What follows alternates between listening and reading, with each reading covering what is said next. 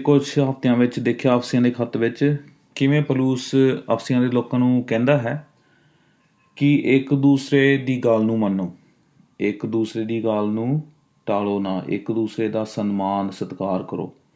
ਅਤੇ ਇਹ ਸਤਿਕਾਰ ਅਸੀਂ ਪ੍ਰਭੂ ਦੇ ਵਿੱਚ ਰਹਿ ਕੇ ਕਰਦੇ ਹਾਂ। ਅਸੀਂ ਪ੍ਰਭੂ ਦਾ ਵੀ ਸਤਿਕਾਰ ਕਰਦੇ ਹਾਂ ਅਤੇ ਅਸੀਂ ਪ੍ਰਭੂ ਦੇ ਲੋਕਾਂ ਦਾ ਵੀ ਸਤਿਕਾਰ ਕਰਦੇ ਹਾਂ, ਕਿਉਂਕਿ ਜਿਹੜੀ ਇੱਕ ਰਿਸਪੈਕਟ ਹੁੰਦੀ ਹੈ, ਇੱਕ ਔਨਰ ਜੋ ਹੁੰਦਾ ਹੈ ਦੂਜਿਆਂ ਲੋਕਾਂ ਦੀ, ਉਹ ਸਾਡੀ ਜ਼ਿੰਦਗੀਆਂ 'ਚ ਹੋਣਾ ਚਾਹੀਦਾ ਹੈ। ਅਸੀਂ ਦੇਖਿਆ ਕਿਵੇਂ ਪੌਲੁਸ ਫਿਰ ਹਸਬੈਂਡ ਜੋ ਕਿ ਪਤੀ ਹਨ ਅਤੇ ਵਾਈਫਸ ਜੋ ਕਿ ਪਤਨੀਆਂ ਹਨ, ਉਹਨਾਂ ਨੂੰ ਵੀ ਉਹ ਹਿਦਾਇਤਾਂ ਦਿੰਦਾ ਹੈ ਅਤੇ ਉਹ 6 ਰਿਸ਼ਤਿਆਂ ਦੀ ਗੱਲ ਕਰਦਾ ਹੈ। 6 ਪ੍ਰਕਾਰ ਦੇ ਰਿਸ਼ਤਿਆਂ ਦੀ ਗੱਲ ਕਰਦਾ ਹੈ, ਜੋ ਕਿ ਅਸੀਂ ਪਿਛਲੇ ਹਫ਼ਤੇ ਵੀ ਦੇਖਿਆ ਕਿਵੇਂ ਪੌਲੁਸ ਪਤੀਆਂ ਨੂੰ ਕਹਿੰਦਾ ਹੈ ਕਿ ਤੁਸੀਂ ਆਪਣੀ ਪਤਨੀਆਂ ਨੂੰ ਪਿਆਰ ਕਰੋ, ਉਹਨਾਂ ਨਾਲ ਪ੍ਰੇਮ ਰੱਖੋ, ਉਹਨਾਂ ਦਾ ਸਤਿਕਾਰ ਕਰੋ, ਉਹਨਾਂ ਨਾਲ ਚੰਗਾ ਪੇਸ਼ ਆਵੋ। ਅਤੇ ਪਤਨੀਆਂ ਨੂੰ ਵੀ ਉਹ ਕਹਿੰਦਾ ਹੈ ਕਿ ਤੁਸੀਂ ਆਪਣੇ ਜੋ ਪਤੀ ਹਨ ਉਹਨਾਂ ਦੀ ਕਦਰ ਕਰੋ, ਉਹਨਾਂ ਦੀ ਰਿਸਪੈਕਟ ਕਰੋ। ਅਤੇ ਫਿਰ ਦੇਖਦੇ ਹਾਂ ਹੁਣ ਦੂਸਰੇ ਰਿਸ਼ਤਿਆਂ ਦੇ ਬਾਰੇ, ਉਹ ਹੈ ਬੱਚੇ ਅਤੇ ਮਾਪੇ। ਹੁਣ ਅਸੀਂ ਅਫਸੀਆਂ ਦਾ ਖੱਤ ਖੋਲ੍ਹਦੇ ਹਾਂ, ਉਹਦਾ 6 ਅਧਿਆਏ ਅਤੇ ਉਸ ਦੀ 1 ਆਇਤ ਤੋਂ ਲੈ ਕੇ 4 ਆਇਤ ਵਿੱਚ, ਉਸ ਵਿੱਚ ਪੌਲੁਸ ਕਹਿੰਦਾ ਹੈ, ਬੱਚਿਓ, ਤੁਹਾਨੂੰ ਆਪਣੇ ਮਾਪਿਆਂ ਦੀ ਆਗਿਆ ਦੀ ਪਾਲਣਾ ਉਵੇਂ ਹੀ ਕਰਨੀ ਚਾਹੀਦੀ ਹੈ ਜਿਵੇਂ ਪ੍ਰਭੂ ਤੁਹਾਡੇ ਤੋਂ ਚਾਹੁੰਦਾ ਹੈ। ਇਹ ਗੱਲ ਕਰਨ ਲਈ ਸਹੀ ਹੈ। ਹੁਕਮ ਆਖਦਾ ਹੈ,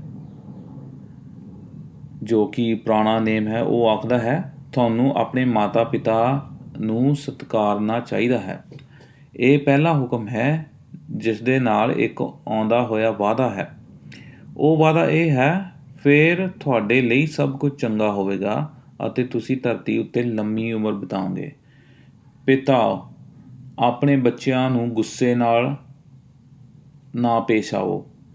ਪ੍ਰਭੂ ਦੀ ਸਿਖਲਾਈ ਅਤੇ ਉਪਦੇਸ਼ ਅਨੁਸਾਰ ਆਪਣੇ ਬੱਚਿਆਂ ਦਾ ਪਾਲਣ ਕਰੋ। ਅਸੀਂ ਜਦੋਂ ਇਹ ਆਇਤਾਂ ਨੂੰ ਪੜ੍ਹਦੇ ਹਾਂ ਥੋੜ੍ਹਾ ਇੰਗਲਿਸ਼ ਦੇ ਵਿੱਚ, ਅਤੇ ਸਪੈਸ਼ਲੀ ਜਿਹੜੀ ਚੌਥੀ ਆਇਤ ਅਸੀਂ ਪੜ੍ਹੀ ਹੈ, ਉਹਦੇ ਵਿੱਚ ਜੋ ਲਿਖਿਆ ਹੈ ਉਹ ਇਹ ਹੈ ਕਿ ਹੇ ਪਿਤਾ, ਜੋ ਪਿਤਾ ਹੁੰਦੇ ਹਨ ਬੱਚਿਆਂ ਦੇ, ਆਪਣੇ ਬੱਚਿਆਂ ਨੂੰ ਗੁੱਸੇ ਨਾਲ ਪੇਸ਼ ਨਾ ਆਓ ਅਤੇ ਉਹਨਾਂ ਦੀ ਜ਼ਿੰਦਗੀਆਂ 'ਚ ਗੁੱਸਾ ਨਾ ਲੈ ਕੇ ਆਓ, ਉਹਨਾਂ ਨੂੰ ਤਾੜੋ ਨਾ ਬੁਰਾਈ ਦੇ ਵਿੱਚ।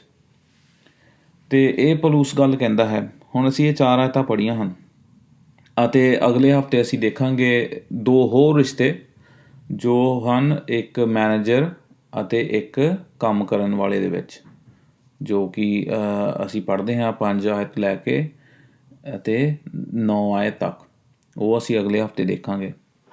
ਅਤੇ ਅੱਜ ਅਸੀਂ ਗੱਲ ਕਰਦੇ ਹਾਂ ਬੱਚਿਆਂ ਦੇ ਬਾਰੇ ਅਤੇ ਮਾਪਿਆਂ ਦੇ ਬਾਰੇ। ਇਹ ਜੋ ਇੱਕ ਰਿਸ਼ਤਾ ਕਾਫੀ ਅਨਮੁੱਲ ਕਹਿ ਲਓ ਰਿਸ਼ਤਾ ਹੁੰਦਾ ਹੈ, ਮਾਂ ਬਾਪ ਦਾ ਆਪਣੇ ਬੱਚਿਆਂ ਦੇ ਨਾਲ ਅਤੇ ਬੱਚਿਆਂ ਦਾ ਆਪਣੇ ਮਾਂ ਬਾਪ ਨਾਲ। ਅਤੇ ਬਾਈਬਲ ਸਾਨੂੰ ਇਹਨਾਂ ਰਿਸ਼ਤਿਆਂ ਦੇ ਬਾਰੇ ਕੀ ਆਖਦੀ ਹੈ, ਅੱਜ ਸਾਨੂੰ ਕੀ ਸਿੱਖਣ ਨੂੰ ਮਿਲਦਾ ਹੈ। ਹੁਣ ਅਸੀਂ ਜੇ ਦੇਖੀਏ ਜੋ ਪੌਲੁਸ ਕਹਿ ਰਿਹਾ ਹੈ, ਉਹ ਕਹਿੰਦਾ ਹੈ ਕਿ ਜਿਹੜਾ ਸਭ ਤੋਂ ਮਹੱਤਵਪੂਰਨ ਰਿਸ਼ਤਾ ਇੱਕ ਘਰ ਦੇ ਵਿੱਚ ਹੁੰਦਾ ਹੈ, ਉਹ ਹੁੰਦਾ ਹੈ ਪਤੀ ਪਤਨੀ ਦਾ। ਉਸ ਦੇ ਬਾਅਦ 'ਚੋਂ ਜੋ ਰਿਸ਼ਤਾ ਹੁੰਦਾ ਹੈ, ਉਹ ਹੁੰਦਾ ਹੈ ਮਾਪਿਆਂ ਦਾ ਆਪਣੇ ਬੱਚਿਆਂ ਨਾਲ। ਅਤੇ ਇਹ ਚੀਜ਼ਾਂ ਸਾਨੂੰ ਯਾਦ ਰੱਖਣ ਦੀ ਲੋੜ ਹੈ, ਕਿਉਂਕਿ ਜੇ ਅਸੀਂ ਚਾਹੁੰਦੇ ਹਾਂ ਕਿ ਸਾਡੇ ਰਿਸ਼ਤੇ ਨਾਤੇ ਚੰਗੇ ਹੋਣ, ਸਾਨੂੰ ਇਹਨਾਂ ਰਿਸ਼ਤਿਆਂ ਨਾਤਿਆਂ ਉੱਤੇ ਥੋੜ੍ਹਾ ਧਿਆਨ ਦੇਣ ਦੀ ਲੋੜ ਹੁੰਦੀ ਹੈ। ਅਤੇ ਜੇ ਘਰ ਵਿੱਚ ਸ਼ਾਂਤੀ ਹੋਵੇ, ਜੇ ਘਰ ਵਿੱਚ ਅਸੀਂ ਰਿਸ਼ਤਿਆਂ ਨੂੰ ਸਹੀ ਤਰੀਕੇ ਨਾਲ ਜਾਣੀਏ ਅਤੇ ਇੱਕ ਚੰਗੀ ਰਿਸਪੈਕਟ ਲੋਕਾਂ ਨੂੰ ਦਈਏ, ਅਤੇ ਫਿਰ ਸਾਡੀ ਜ਼ਿੰਦਗੀ 'ਚ ਕਿਤੇ ਨਾ ਕਿਤੇ ਸ਼ਾਂਤੀ ਆਉਂਦੀ ਰਹਿੰਦੀ ਹੈ। ਅਤੇ ਗੱਲ ਕਰਦੇ ਹਾਂ ਮਾਪਿਆਂ ਦੀ ਅਤੇ ਬੱਚਿਆਂ ਦੀ। ਅਤੇ ਪਹਿਲਾਂ ਪੌਲੁਸ ਕਹਿੰਦਾ ਹੈ ਬੱਚਿਆਂ ਨੂੰ, ਉਹ ਕਹਿੰਦਾ ਹੈ ਕਿ ਤੁਸੀਂ ਆਪਣੇ ਮਾਂ ਬਾਪ ਦਾ ਆਦਰ ਕਰੋ, ਆਪਣੇ ਮਾਂ ਬਾਪ ਦਾ ਆਦਰ ਕਰੋ, ਕਿਉਂਕਿ ਇਹ ਪ੍ਰਭੂ ਦੀ ਨਿਗਾਹ ਵਿੱਚ ਸਹੀ ਹੈ।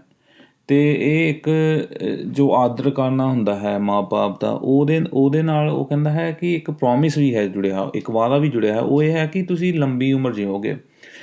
ਹੁਣ ਇਹ ਜਿਹੜਾ ਵਾਅਦਾ ਸੀਗਾ ਦਿੱਤਾ ਹੋਇਆ ਸੀਗਾ ਪ੍ਰਭੂ ਨੇ ਆਪਣੇ ਲੋਕਾਂ ਨੂੰ, ਇਜ਼ਰਾਈਲ ਦੇ ਲੋਕਾਂ ਨੂੰ, ਅਤੇ ਪੌਲੁਸ ਕਿਤੇ ਨਾ ਕਿਤੇ ਉਹ ਦੁਹਰਾ ਰਿਹਾ ਹੈ। ਹੁਣ ਇਹਦਾ ਮਤਲਬ ਇਹ ਨਹੀਂ ਹੈ ਕਿ ਜੇ ਕੋਈ ਆਪਣੇ ਮਾਂ ਬਾਪ ਦੀ ਕਦਰ ਕਰਦਾ ਹੈ ਅਤੇ ਉਹ ਸ਼ਾਇਦ ਪੂਰੀ ਉਹਦੀ ਜ਼ਿੰਦਗੀ ਲੰਬੀ ਹੋਵੇ, ਕਿਉਂਕਿ ਕਈ ਇੱਦਾਂ ਦੇ ਵੀ ਬੱਚੇ ਹੁੰਦੇ ਹਨ ਜੋ ਕਿ ਮਾਂ ਬਾਪ ਨੂੰ ਪਿਆਰ ਕਰਦੇ ਹਨ ਅਤੇ ਮਾਂ ਬਾਪ ਦੇ ਨਾਲ ਦਾ ਆਦਰ ਕਰਦੇ ਹਨ।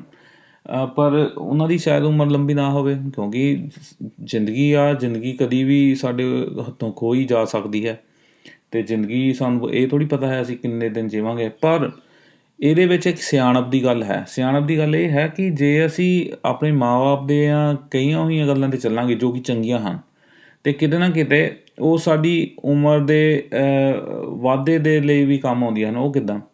ਉਹ ਇੱਦਾਂ ਕਿ ਜਦੋਂ ਕੋਈ ਸਾਨੂੰ ਕਹਿੰਦਾ ਹੈ, ਸਾਡਾ ਮਾਂ ਬਾਪ ਜੋ ਚੰਗੀ ਗੱਲ ਸਾਨੂੰ ਕਹਿੰਦਾ ਹੈ, ਉਹ ਕਹਿੰਦਾ ਹੈ ਕਿ ਤੁਸੀਂ ਬਾਹਰ ਜਾ ਕੇ ਧਰਨਿਆਂ 'ਚ ਨਾ ਬੈਠੋ, ਜਾਂ ਕਿਸੇ ਨਾਲ ਲੜੋ ਨਾ, ਜਾਂ ਕਿਸੇ ਨਾਲ ਬੁਰੀ ਸੰਗਤ ਨਾ ਰੱਖੋ। ਅਤੇ ਕਿਤੇ ਨਾ ਕਿਤੇ ਉਹ ਇੱਕ ਚੰਗੀ ਗੱਲ ਹੁੰਦੀ ਹੈ, ਅਤੇ ਉਹਦੇ ਨਾਲ ਕੀ ਹੁੰਦਾ ਹੈ, ਅਸੀਂ ਬੁਰਾਈ ਤੋਂ ਦੂਰ ਰਹਿੰਦੇ ਹਾਂ, ਅਤੇ ਬੁਰਾਈ ਦੇ ਜੋ ਸਿੱਟੇ ਹੁੰਦੇ ਹਨ, ਜੋ ਕਿ ਕੌਨਸੀਕੁਐਂਸਿਸ ਹੁੰਦੇ ਹਨ, ਜਦੋਂ ਕੋਈ ਲੜਦਾ ਹੈ ਉਹਦੇ ਸੱਟਾਂ ਲੱਗ ਸਕਦੀਆਂ ਹਨ, ਉਹਦੀ ਜਾਨ ਵੀ ਜਾ ਸਕਦੀ ਹੈ। ਇਸ ਕਰਕੇ ਜਦੋਂ ਅਸੀਂ ਚੰਗੀਆਂ ਗੱਲਾਂ ਨੂੰ ਮੰਨਦੇ ਹਾਂ ਅਤੇ ਆਪਣੇ ਆਪ ਨੂੰ ਬੁਰੀ ਸੰਗਤ ਤੋਂ ਦੂਰ ਕਰਦੇ ਹਾਂ, ਅਤੇ ਸਾਡੀ ਜ਼ਿੰਦਗੀਆਂ ਵਿੱਚ ਸ਼ਾਂਤੀ ਬਣ ਜਾਂਦੀ ਹੈ, ਅਤੇ ਉਹ ਸ਼ਾਂਤੀ ਕਿਤੇ ਨਾ ਕਿਤੇ ਸਾਡੀ ਲੰਬੀ ਉਮਰ ਦਾ ਵੀ ਕਾਰਨ ਬਣ ਸਕਦੀ ਹੈ।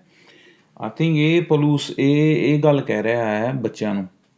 ਅਤੇ ਗੱਲ ਕਰਦੇ ਹਾਂ ਬੱਚਿਆਂ ਦੀ। ਉਹ ਕਹਿੰਦਾ ਹੈ ਕਿ ਤੁਸੀਂ ਆਪਣੇ ਮਾਂ ਬਾਪ ਦੀ ਕਦਰ ਕਰੋ, ਉਹਨਾਂ ਦਾ ਆਦਰ ਕਰੋ। ਹੁਣ ਆਦਰ ਕਰਨ ਦਾ ਮਤਲਬ ਇਹ ਨਹੀਂ ਹੈ ਕਿ ਜੋ ਮਾਂ ਬਾਪ ਕਹਿੰਦੇ ਹਨ ਤੁਸੀਂ ਉਹੀ ਕਰੋ। ਇਹਦਾ ਮਤਲਬ ਕੀ ਹੈ, ਇਹ ਮੈਂ ਸਮਝਾਉਣਾ ਚਾਹੁੰਦਾ ਹਾਂ ਇਹ ਗੱਲ ਨੂੰ। ਜੇ ਸਾਡੇ ਮਾਂ ਬਾਪ ਸਾਨੂੰ ਕਹਿਣ ਕਿ ਤੁਸੀਂ ਚੋਰੀ ਕਰੋ, ਜਾਂ ਕਿਸੇ ਨੂੰ ਜਾ ਕੇ ਮਾਰੋ, ਜਾਂ ਕਿਸੇ ਨਾਲ ਤੁਸੀਂ ਗਲਤ ਕਰੋ, ਜਾਂ ਕਿਸੇ ਨੂੰ ਠੱਗ ਲਾਓ, ਜਾਂ ਤੁਸੀਂ ਬਿੱਲ ਨਾ ਭਰੋ, ਜੂਆ ਖੇਲੋ, ਵਗੈਰਾ ਵਗੈਰਾ। ਜੇ ਸਾਡੇ ਮਾਂ ਬਾਪ ਇਹਨਾਂ ਚੀਜ਼ਾਂ ਨੂੰ ਸਾਨੂੰ ਕਰਨ ਲਈ ਕਹਿੰਦੇ ਹਨ, ਅਤੇ ਫਿਰ ਸਾਨੂੰ ਨਾ ਕਹਿ ਦੇਣੀ ਚਾਹੀਦੀ ਹੈ। ਸਤਿਕਾਰ ਕਰਨ ਦਾ ਮਤਲਬ ਇਹ ਨਹੀਂ ਹੁੰਦਾ ਕਿ ਤੁਸੀਂ ਹਰ ਇੱਕ ਗੱਲ ਮੰਨੋ। ਜੇ ਗੱਲ ਚੰਗੀ ਹੈ, ਤੁਹਾਡੇ ਹਿੱਤ ਵਿੱਚ ਹੈ, ਅਤੇ ਇੱਕ ਉਹ ਸਿਆਣਪ ਵਾਲੀ ਗੱਲ ਹੈ, ਫਿਰ ਸਾਨੂੰ ਗੱਲ ਮੰਨਣੀ ਚਾਹੀਦੀ ਹੈ। ਸਾਨੂੰ ਉਹਨਾਂ ਦਾ ਸਤਿਕਾਰ ਕਰਨਾ ਚਾਹੀਦਾ ਹੈ, ਉਹਨਾਂ ਗੱਲਾਂ ਦਾ ਅਤੇ ਆਪਣੇ ਮਾਂ ਬਾਪ ਦਾ। ਅਤੇ ਪੌਲੁਸ ਕਹਿੰਦਾ ਹੈ ਕਿ ਤੁਸੀਂ ਆਪਣੇ ਮਾਂ ਬਾਪ ਦਾ ਆਦਰ ਕਰੋ, ਉਹਨਾਂ ਦਾ ਤਿਰਸਕਾਰ ਨਾ ਕਰੋ, ਉਹਨਾਂ ਨਾਲ ਬੁਰਾ ਸਲੂਕ ਨਾ ਕਰੋ, ਉਹਨਾਂ ਨਾਲ ਗੁੱਸੇ ਨਾਲ ਨਾ ਬੋਲੋ। ਅਸੀਂ ਇਸ ਦੁਨੀਆ ਵਿੱਚ ਰਹਿੰਦੇ ਹਾਂ, ਅੱਜ ਇਸ ਦੁਨੀਆ ਵਿੱਚ ਪਾਪ ਹੈ, ਅਤੇ ਪਾਪ ਦੇ ਕਰਕੇ ਸਾਡੀ ਜ਼ਿੰਦਗੀਆਂ ਦੇ ਵਿੱਚ ਇੱਦਾਂ ਦੀਆਂ ਗੱਲਾਂ ਹੁੰਦੀਆਂ ਹਨ ਜੋ ਕਿ ਕਈ ਵਾਰੀ ਨਿਰਾਸ਼ਾ ਦਾ ਕਾਰਨ ਬਣ ਸਕਦੀਆਂ ਹਨ ਸਾਡੀ ਜ਼ਿੰਦਗੀਆਂ ਦੇ ਵਿੱਚ।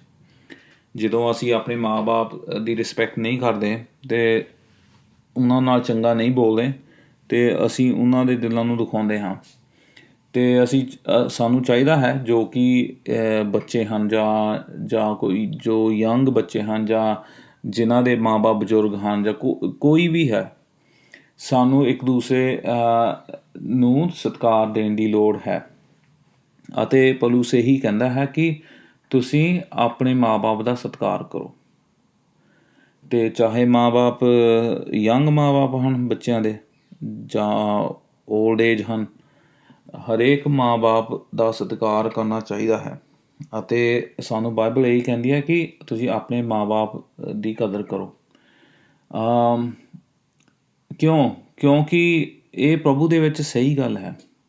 ਪੌਲੁਸ ਕਹਿੰਦਾ ਹੈ ਕਿ ਇਹ ਗੱਲ ਚੰਗੀ ਹੈ, ਅਤੇ ਇਸ ਲਈ ਸਾਨੂੰ ਪ੍ਰਭੂ ਦੇ ਨਜ਼ਰਾਂ ਦੇ ਮੂਹਰੇ ਰਹਿ ਕੇ, ਉਹਦੀ ਦ੍ਰਿਸ਼ਟੀ ਦੇ ਮੂਹਰੇ ਰਹਿ ਕੇ ਸਾਨੂੰ ਆਪਣੇ ਮਾਂ ਬਾਪ ਦੀ ਗੱਲ ਸੁਣਨੀ ਚਾਹੀਦੀ ਹੈ।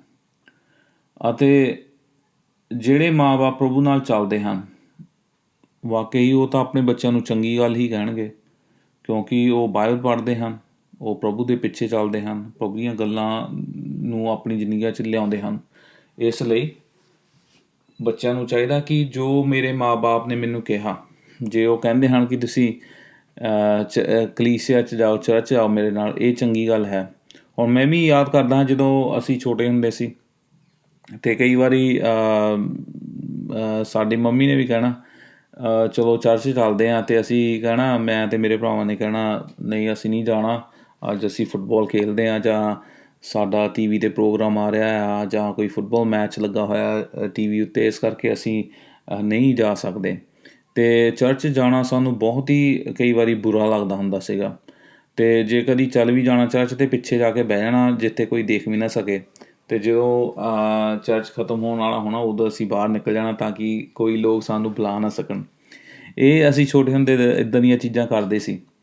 ਪਰ ਇੱਕ ਜੋ ਮਾਂ ਬਾਪ ਹੁੰਦਾ ਹੈ ਜੋ ਕਿ ਪ੍ਰਭੂ ਦਾ ਕਹਿ ਲਓ ਉਹਨਾਂ ਦੀ ਜ਼ਿੰਦਗੀਆਂ ਦੇ ਵਿੱਚ ਡਰ ਹੁੰਦਾ ਹੈ, ਉਹ ਚਾਹੁੰਦੇ ਹਨ ਕਿ ਉਹਨਾਂ ਦੇ ਬੱਚੇ ਵੀ ਪ੍ਰਭੂ ਨਾਲ ਜੁੜਨ। ਅਤੇ ਇੱਕ ਚੰਗੀ ਗੱਲ ਹੁੰਦੀ ਹੈ ਕਿ ਮਾਂ ਬਾਪ ਆਪਣੇ ਬੱਚਿਆਂ ਨੂੰ ਉਤਸ਼ਾਹਿਤ ਕਰਦੇ ਹਨ ਕਿ ਉਹ ਚਰਚ ਜਾਣ, ਸੰਗਤ ਰੱਖਣ, ਚੰਗੇ ਵਚਨ ਸੁਣਨ, ਪ੍ਰਭੂ ਦੇ ਵਚਨ ਨੂੰ ਜਾਣਨ, ਕਿਉਂਕਿ ਇਹ ਗੱਲਾਂ ਅੱਗੇ ਜਾ ਕੇ ਫਿਰ ਨਜ਼ਰ ਆਉਂਦੀਆਂ ਹਨ।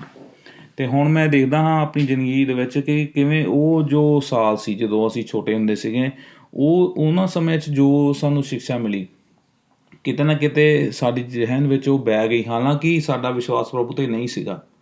ਜ਼ਰੂਰੀ ਨਹੀਂ ਹੈ ਕਿ ਕੋਈ ਬੱਚਾ ਜੇ ਚਰਚ ਜਾਂਦਾ ਹੈ ਅਤੇ ਉਹ ਬਚਿਆ ਹੋਵੇ। ਅਸੀਂ ਚਰਚ ਜਾਂਦੇ ਸੀਗੇ ਛੋਟੇ ਹੁੰਦੇ, ਪਰ ਸਾਡੀ ਜ਼ਿੰਦਗੀ 'ਚ ਕੋਈ ਬਦਲਾਵ ਨਹੀਂ ਸੀ।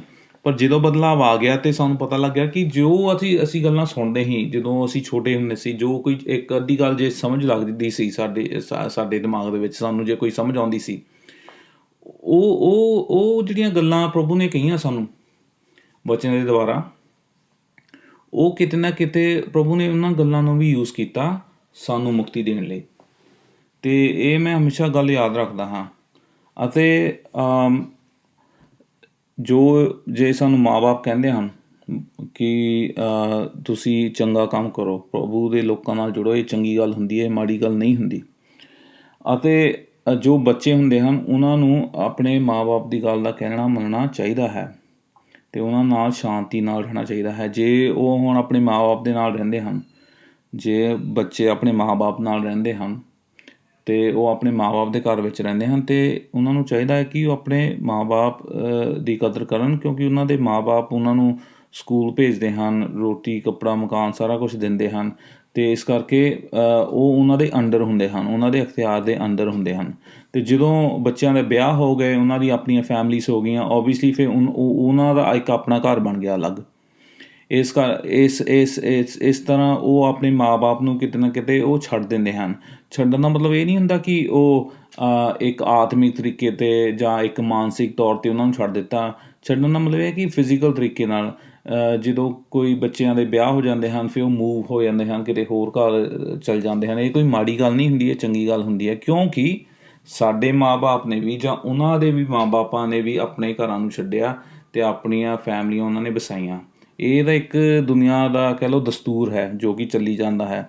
ਪਰ ਜਦੋਂ ਕਈ ਵਾਰੀ ਇੱਦਾਂ ਹੁੰਦਾ ਹੈ ਅਤੇ ਕਈ ਵਾਰੀ ਮਾਂ ਬਾਪ ਖੁਸ਼ ਨਹੀਂ ਰਹਿੰਦੇ ਆਪਣੇ ਬੱਚਿਆਂ ਨਾਲ, ਕਿਉਂਕਿ ਉਹ ਕਹਿੰਦੇ ਹਨ ਉਹ ਮੇਰੇ ਮੁੰਡੇ ਨੇ ਘਰ ਛੱਡ ਦਿੱਤਾ ਜਾਂ ਉਹਨਾਂ ਨੇ ਆਪਣਾ ਘਰ ਲੈ ਲਿਆ, ਹੁਣ ਅਸੀਂ ਇੱਥੇ ਰਹਿੰਦੇ ਹਾਂ। ਪਰ ਜੇ ਅੰਡਰਸਟੈਂਡਿੰਗ ਇੱਕ ਦੂਜੇ ਨਾਲ ਰੱਖੋਗੇ ਤੁਸੀਂ, ਤੁਹਾਡੀ ਜ਼ਿੰਦਗੀਆਂ 'ਚ ਸ਼ਾਂਤੀ ਰਹੂਗੀ। ਮੈਂ ਕਿਉਂ ਇਹ ਗੱਲਾਂ ਕਹਿ ਰਿਹਾ ਹਾਂ, ਕਿਉਂਕਿ ਅਸੀਂ ਦੇਖਦੇ ਹਾਂ ਅੱਜ ਕੱਲ੍ਹ ਦੇ ਜ਼ਮਾਨੇ ਦੇ ਵਿੱਚ ਕਿ ਮੋਸਟਲੀ ਮਾਂ ਬਾਪ ਅਤੇ ਬੱਚਿਆਂ ਦੇ ਵਿੱਚ ਕੋਈ ਕਹਿ ਲਓ ਇੱਕ ਸਮਝੌਤਾ ਨਹੀਂ ਹੁੰਦਾ। ਬਿਨਾਂ ਕਹੇ ਹਰੇਕ ਬੰਦਾ ਆਪਣੀ ਗੱਲ ਕਰਦਾ ਹੈ ਅਤੇ ਐਂਡ 'ਤੇ ਆ ਕੇ ਉਹਨਾਂ ਨੂੰ ਦੱਸ ਦਿੰਦਾ ਹੈ ਕਿ ਹਾਂ ਅੱਜ ਮੈਂ ਇਹ ਕੰਮ ਕਰਨ ਜਾ ਰਿਹਾ ਹਾਂ। ਨਾ ਕੋਈ ਬੈਠ ਕੇ ਸਲਾਹ ਕੀਤੀ, ਨਾ ਕੋਈ ਗੱਲ ਕੀਤੀ। ਇਹ ਚੰਗੀ ਗੱਲ ਨਹੀਂ ਹੁੰਦੀ। ਅਤੇ ਪ੍ਰਭੂ ਵੀ ਸਾਨੂੰ ਦੱਸਦਾ ਹੈ ਕਿ ਪ੍ਰਭੂ ਯਿਸੂ ਮਸੀਹ ਖੁਦ ਆਪ ਕਹਿੰਦਾ ਹੈ, ਮੱਤੀ ਦੀ ਇੰਜੀਲ ਉਹਦਾ 6 ਅਧਿਆਏ, ਜੋ ਕਿ ਅਸੀਂ ਉਤਪਤ ਦੇ 2 ਅਧਿਆਏ ਵਿੱਚ ਵੀ ਦੇਖਦੇ ਹਾਂ ਕਿ ਜਦੋਂ ਪ੍ਰਭੂ ਨੇ ਆਦਮ ਅਤੇ ਹਵਾ ਨੂੰ ਇਕੱਠਿਆਂ ਕੀਤਾ ਅਤੇ ਪ੍ਰਭੂ ਨੇ ਕਿਹਾ ਅਤੇ ਆਦਮ ਨੇ ਕਿਹਾ ਕਿ ਹੁਣ ਇੱਕ ਆਦਮੀ ਆਪਣੇ ਮਾਂ ਬਾਪ ਦਾ ਘਰ ਛੱਡੂਗਾ ਅਤੇ ਆਪਣੀ ਪਤਨੀ ਨਾਲ ਜੁੜ ਜਾਵੇਗਾ। ਅਤੇ ਇਹ ਵਿਵਾਹ ਜੋ ਹੈ ਇਹੀ ਹੈ ਕਿ ਇੱਕ ਪਤੀ ਆਪਣੀ ਪਤਨੀ ਦੇ ਨਾਲ ਜੁੜ ਗਿਆ ਅਤੇ ਹੁਣ ਉਹਨੇ ਆਪਣਾ ਘਰ ਵਸਾ ਲਿਆ। ਹਾਂ, ਚਾਹੇ ਉਹ ਆਪਣੇ ਮਾਂ ਬਾਪ ਦੇ ਘਰ ਵਿੱਚ ਰਹਿੰਦਾ ਹੈ ਜਾਂ ਮਾਂ ਬਾਪ ਦੇ ਘਰ ਤੋਂ ਬਾਹਰ ਰਹਿੰਦਾ ਹੈ, ਉਹ ਹੁਣ ਆਪਣੀ ਖੁਦ ਦੀ ਫੈਮਿਲੀ ਵਸਾਉਂਦਾ ਹੈ।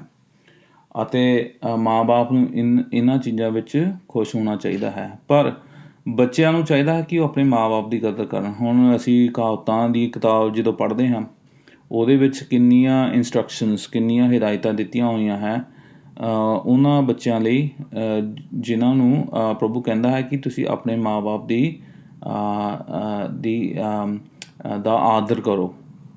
ਉਹ ਕਹਿੰਦਾ ਹੈ ਕਹਾਵਤਾਂ ਦੀ ਕਿਤਾਬ 1 ਅਧਿਆਇ ਉਹਦੀ 8 ਆਇਤ ਵਿੱਚ ਉਹ ਕਹਿੰਦਾ ਹੈ, ਹੇ ਮੇਰੇ ਪੁੱਤਰ, ਆਪਣੇ ਪਿਤਾ ਦੀ ਹਿਦਾਇਤ ਨੂੰ ਸੁਣ ਅਤੇ ਆਪਣੀ ਮਾਂ ਦੀ ਸਿਕਸ਼ਾ ਨੂੰ ਨਕਾਰਨਾ। ਫਿਰ ਅਸੀਂ ਪੜ੍ਹਦੇ ਹਾਂ ਕਹਾਵਤਾਂ ਉਹਦਾ 6 ਅਧਿਆਇ 20 ਆਇਤ, ਉਹਦੇ ਵਿੱਚ ਉਹ ਫਿਰ ਕਹਿੰਦਾ ਹੈ ਕਿ ਹੇ ਪੁੱਤਰ, ਤੂੰ ਆਪਣੇ ਪਿਤਾ ਦੇ ਹੁਕਮਾਂ ਦੀ ਪਾਲਣਾ ਕਰ ਅਤੇ ਆਪਣੇ ਮਾਂ ਦੀ ਸਿਕਸ਼ਾ ਨੂੰ ਟਾਲ ਨਾ। ਫਿਰ ਕਹਾਵਤਾਂ ਦੀ ਕਿਤਾਬ ਉਹਦਾ 23 ਅਧਿਆਇ 22 ਆਇਤ, ਉਹਦੇ ਵਿੱਚ ਉਹ ਕਹਿੰਦਾ ਹੈ, ਆਪਣੇ ਪਿਤਾ ਦੀ ਗੱਲ ਨੂੰ ਸੁਣ ਜਿਸ ਨੇ ਤੈਨੂੰ ਜਨਮ ਦਿੱਤਾ, ਅਤੇ ਆਪਣੀ ਮਾਤਾ ਨੂੰ, ਆਪਣੀ ਮਾਂ ਨੂੰ ਸਤਾ ਨਾ ਜਦੋਂ ਉਹ ਇੱਕ ਬਜ਼ੁਰਗ ਉਮਰ ਦੇ ਵਿੱਚ ਚਲੇ ਗਈ। ਅਤੇ ਅਸੀਂ ਪੜ੍ਹਦੇ ਹਾਂ ਫਿਰ ਕੂਚ ਦੀ ਕਿਤਾਬ ਉਹਦਾ 20 ਅਧਿਆਇ ਉਹਦੀ 12, ਜੋ ਕਿ ਜਿਹੜਾ ਕਿ ਅਸੀਂ 10 ਹੁਕਮਾਂ ਦੀ ਗੱਲ ਕਰੀਏ, ਉਹਦੇ ਵਿੱਚ ਅਸੀਂ 5ਵਾਂ ਹੁਕਮ ਪੜ੍ਹਦੇ ਹਾਂ ਕਿ ਤੂੰ ਆਪਣੇ ਪਿਤਾ ਅਤੇ ਮਾਤਾ ਦੀ ਕਦਰ ਕਰ ਤਾਂ ਕਿ ਤੂੰ ਇਸ ਦੇਸ਼ ਵਿੱਚ ਇੱਕ ਲੰਬੀ ਉਮਰ ਜੀ ਸਕੇ। ਆਪਣੇ ਪਿਤਾ ਅਤੇ ਮਾਤਾ ਦੀ ਕਦਰ ਕਰ।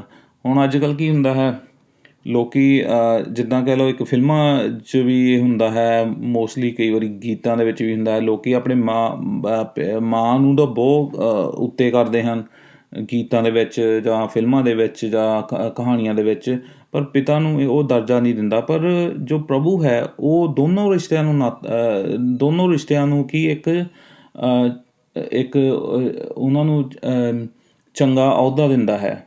ਉਹ ਕਹਿੰਦਾ ਹੈ ਕਿ ਆਪਣੇ ਪਿਤਾ ਅਤੇ ਆਪਣੀ ਮਾਤਾ ਦੀ ਕਦਰ ਕਰ। ਪਿਤਾ ਦਾ ਨਾਂ ਪਹਿਲਾਂ ਆਇਆ, ਫਿਰ ਮਾਤਾ ਦਾ। ਪਿਤਾ ਦਾ ਨਾਮ ਪਹਿਲਾਂ ਆਉਣ ਦਾ ਮਤਲਬ ਇਹ ਨਹੀਂ ਹੈ ਕਿ ਪਿਤਾ ਮਾਤਾ ਤੋਂ ਵੱਡਾ ਹੈ ਜਾਂ ਮਾਤਾ ਪਿਤਾ ਤੋਂ ਛੋਟੀ ਹੈ, ਨਹੀਂ, ਇੱਦਾਂ ਨਹੀਂ। ਪਰ ਇੱਕ ਹੈਡਸ਼ਿਪ ਜਿਹੜੀ ਘਰ ਦੀ ਹੁੰਦੀ ਹੈ ਉਹ ਆਦਮੀ ਤੋਂ ਸ਼ੁਰੂ ਹੁੰਦੀ ਹੈ। ਜਿਵੇਂ ਕਿ ਅਸੀਂ ਪੜ੍ਹਿਆ ਪਹਿਲਾਂ ਵੀ ਪਿਛਲੇ ਹਫ਼ਤਿਆਂ ਵਿੱਚ ਕਿ ਜੋ ਇੱਕ ਆਦਮੀ ਹੁੰਦਾ ਹੈ ਉਹ ਘਰ ਦਾ ਹੈਡ ਹੁੰਦਾ ਹੈ, ਉਹ ਘਰ ਦਾ ਮੁਖੀਆ ਹੁੰਦਾ ਹੈ, ਅਤੇ ਇੱਕ ਪਤਨੀ ਨੂੰ ਚਾਹੀਦਾ ਕਿ ਉਹ ਆਪਣੇ ਪਤੀ ਦੇ ਅਹੁਦੇ ਦਾ ਵੀ ਸਤਿਕਾਰ ਕਰੇ, ਅਤੇ ਉਸੇ ਤਰ੍ਹਾਂ ਪਤੀ ਨੂੰ ਵੀ ਚਾਹੀਦਾ ਕਿ ਆਪਣੇ ਪਤਨੀ ਦੇ ਨਾਲ ਸਤਿਕਾਰ ਦੇ ਨਾਲ ਪੇਸ਼ ਆਵੇ ਅਤੇ ਉਸ ਨੂੰ ਵੀ ਚੰਗੀ ਕਦਰ ਦੇਵੇ। ਅਤੇ ਪ੍ਰਭੂ ਇਹ ਗੱਲਾਂ ਨੂੰ ਜਾਣਦਾ ਹੈ ਕਿਉਂਕਿ ਪ੍ਰਭੂ ਨੇ ਹੀ ਇਹ ਰਿਸ਼ਤੇ ਨਾਤੇ ਬਣਾਏ ਹਨ।